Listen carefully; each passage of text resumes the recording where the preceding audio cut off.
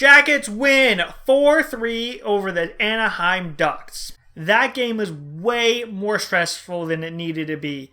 The Ducks pushed hard at the end. Elvis gave up that one goal, but he locked down the defense. Locked it down a little more after they gave up the one goal, bringing the Ducks back within one. And I was like, all right, they got it. And they closed it out. And Zach just cannot be stopped.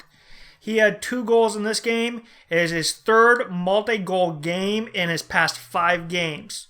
2 other players in the history of the NHL have done that. And those players are Bobby Orr and Paul Coffey. Paul Coffey's done it a couple of times, but still. But 3 people in the history of the NHL have scored multiple goals in 3 of their past 5 games. And Zach Werenski is one of them. I'm glad he's on the Jackets. He still needs to fix some stuff on his defensive game, but if he keeps putting pucks in the net, who cares? And Zach Werenski is also leading all defensemen in the league with 15 goals. And if Zach can continue on this pace, other than the fact that he plays for Columbus, why doesn't Zach get the Norris? That's generally who it goes to. It's generally who scores the most goals. It's generally who is the best defenseman that gets the Norris. That's Zach right now. And they also announced that Jari will be placing Korpisalo at the All-Star game. I'm like, okay, that's fair. And then Chris the Tank will place Jake Gensel. And I was like, no. Zach should go. Jari should replace Korpisalo. Zach should replace Gensel. Move on. And it was announced that now Chris the Tank is going to be the captain of the Metro because Ovi's like, nope, not going. Zach just keeps tearing it up. He's been on fire really since they named the All-Stars with Seth Jones and Corpy. And he just keeps tearing up more and more. So hopefully, the more the NHL keeps snubbing him, the more he picks up points and goes, look it, I'm better than all these people. Starting off though, first period, it's another slow start by the Jackets. I think they're trying to catch up. The LA game was at 7:30 in California, which is 10:30 back in Columbus. So they're probably not used to being up that late playing a game. And then it's back-to-back situation with Anaheim, and this one's at 7, which is 10 in Columbus. And so once again, it's another late game for their bodies because they're used to being 3 hours ahead right now, and they're winding down at least. They're not getting ready to go play a hockey game. So it took the Jackets a little bit of time to get into the game. They got into the game faster than the LA one, but it took them some time. And unfortunately, the Ducks capitalized in that little window. About 3 minutes in, it was all Ducks.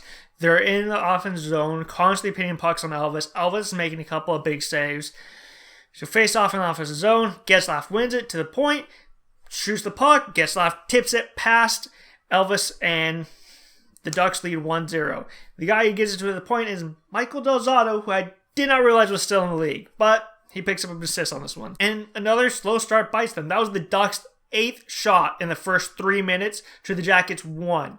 It was all Ducks to begin with. But the Jackets start to find their legs, and about halfway through the period, the Jackets break up a play in their zone, and they start to head up ice.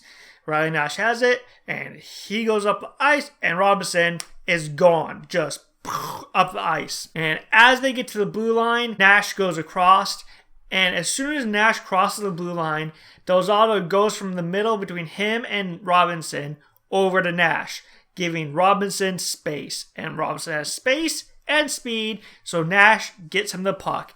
Robinson comes in, shoots, beats Ryan Miller. Jackets tie it up at 1. Robinson's 5th goal of the year. I don't know who they're sending down once the guys come back. Borkstrom's at practice today. Cam's at practice. Peake's been practicing. I don't know who is going back to Cleveland, who's coming out of the lineup. Everybody's contributing. But after that, the Jackets played a little bit smarter defensively. The Ducks got some shots, but they weren't high danger shots. The later the game went, and Elvis made the easy saves he had to. And the Jackets are just playing shutdown mode to get through this game. You can tell they're a little tired, but they just gotta weather the storm. And then the first period tied at 1. Come out for the second period. The Ducks apply some pressure to get in the offensive zone. They're moving the puck around really well. The Jackets break it up, but then they turn it over again to Andre Kasha. And Andre Kasha starts ahead of the net. Zach goes away from him to try to take a pass lane. He let Elvis have the shot. PLD's on the wrong side of Kasha. And Seth Jones goes and screens Elvis. I don't know what Jones was doing screening Elvis. Kasha uses it, beats Elvis, and the Ducks lead 2-1.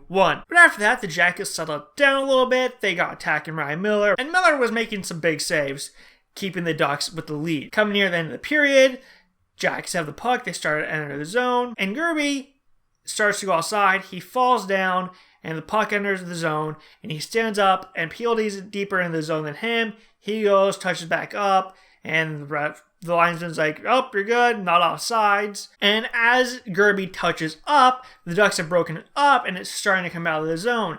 Gerby sees this and goes, no, and does a good job, keeps it from leaving the zone, smacks it down to PLD. PLD gets it, heads down, and then starts to head towards the net. Gerby joins him in support.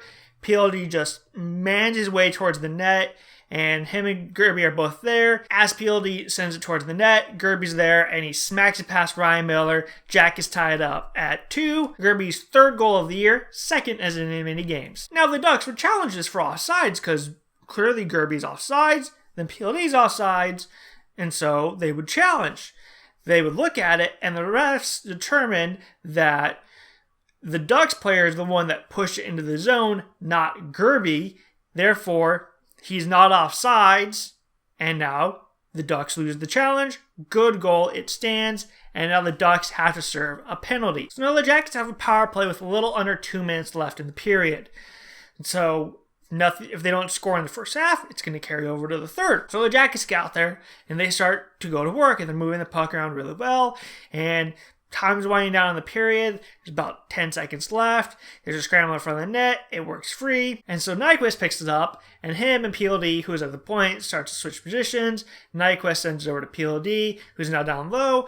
Zach starts to pinch down. PLD goes, you're really good at scoring goals. Sends over to him. Zach one times it. It beats Ryan Miller, and the Jackets lead 3-2. Werenski's 14th goal of the year. And Ducks fans were not happy after that goal. It was in the arena. They showed the Jumbotron, and all they showed on the Jumbotron was Nathan Gerby going off sides. They never showed him standing back up and leaving the zone. They never showed a zoom in of the Ducks player pushing the puck in the zone. They just showed Gerby off sides. And so everybody in the arena, including myself, thought Gerby was off sides.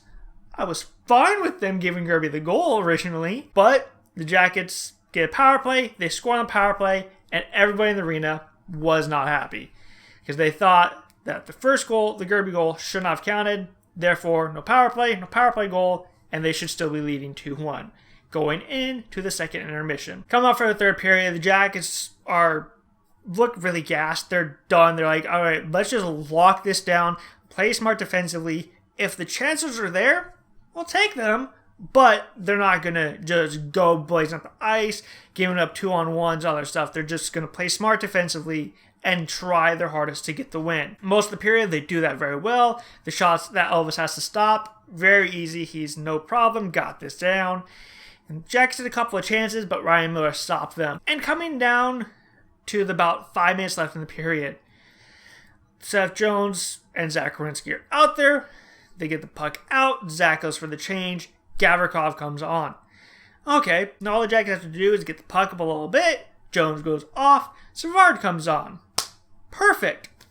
Only problem is, Ducks did a good job offensively, and they hemmed the Blue Jackets in the zone, and if they did get out of the zone, they couldn't get out of the zone far enough for Seth Jones to get off the ice. So Seth Jones was out on the ice for 3.5 minutes, and he looked good the entire time. Yeah, he looked tired and stuff, but he was in control.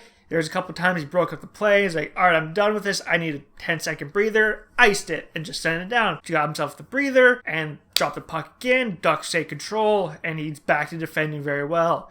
And somehow in the switch, I don't know if it happens often, but I'm going to look for it more now. I've also seen this a couple games after this, where in the final minutes with the lead, the defensive pairs go from Zach and Seth and Gavrikov and Savard to Seth and Gavrikov, Savard and Zach. So there's an offensive and a defensive guy on each pair. I don't know if this is a new thing, but I've noticed it in this game. But I think it came about because Seth could not get off the ice. Gavrikov was the only one that could get off that right side where he was at. Seth could never get the switch over to the correct side to get off the ice. But the Jackets do a good job, kill off a bunch of time. Final 2 minutes, the Ducks pull Ryan Miller. Now, when this happens, the defensive pair is Zach and Savard. So the Ducks are doing a good job moving the puck around. They try to make a pass. PLD breaks up the pass, and it goes behind him. And Zach goes, I'll just take this, picks it up, takes a step to the side, sends it all the way down the ice into the empty net. Jackets lead 4-2. Zach Werenski's league-leading 15 goals and his second goal of the game. Now, watching it on TV and replays and stuff, that was a very impressive play. Watching it live, how smooth he's picked up the puck and went, not a problem. All day I can do that and just right down into the net. I don't know how he would not win a Norris. He deserves the Norris. Now, after this, the Ducks pushed again. They pulled Ryan Miller, and they're back in the offensive zone, moving the puck around really well. Ducks end up getting to the point. Getzlaf takes a shot, and Andre Kosh standing in front of the net. Nobody's challenging him, and he tips it. It beats Elvis, and the Ducks pull within one. First thought that popped in my head is, do not be like the Sharks, and do not give up a goal going to overtime and lose the game. The Sharks are the first team in the NHL history to do that. I do not want the Jackets to be the second. Then the second thought that popped in my head is, last time I saw the Ducks in Anaheim, PLD scored 2 goals, Cam Fowler scored 2 goals, goes overtime, Cam Fowler scores, and there's a hat trick. I'm like, I don't want to see another Ducks hat trick. Please, just end the game. The Jackets would lock it down, and they would end up winning the game 4-3. Made it way more stressful than it needed to be, but they pulled out the win. And Zach continues to score goals crazily. And like I said earlier, I don't know who's coming out of the lineup because everybody's been playing really good. They keep winning games. Yeah, they lost their Sharks, but they've created another 2-game point streak. They'll lose the Sharks again, but whatever. And to take the first 2 games of the road trip, get those in the bag, and move on going to San Jose, build a little momentum, and you know you're going to go at least 500 on the California trip. That's pretty good. You got them in the bank, set to the side, and now they have to go take on San Jose. So click like, subscribe, all that fun stuff, and until next time when they play the San Jose Sharks, I will see you later.